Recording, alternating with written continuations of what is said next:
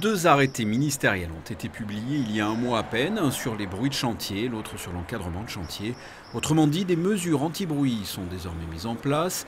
Les horaires de travaux ont également changé, plus de travaux par exemple le samedi ou encore au mois d'août. Et pour faire respecter ces arrêtés, les contrôleurs de la direction de la prospective de l'urbanisme et de la mobilité veillent et inspectent, comme ici rue Princesse Florestine. Au lever du jour, ils s'assurent par exemple que les travaux ne démarreraient pas trop tôt. Je contrôle les horaires, puisque les horaires de chantier ont changé. Donc c'est 7h30, 19h30 en continu.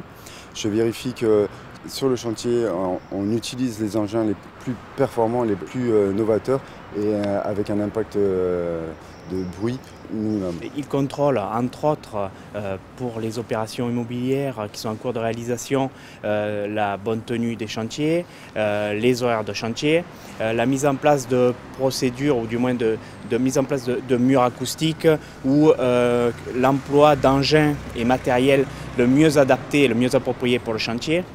Si par exemple pour les chantiers qui ont un planning d'une durée de travaux supérieure à 6 mois, la mise en place de sonomètres avec un relevé en continu des nuisances sonores et nous avons une alerte en temps réel des éventuels dépassements de seuil. À ce moment-là, le contrôleur va sur place immédiatement pour savoir qu'est-ce qu'il en était et pourquoi il y a eu ce dépassement de seuil.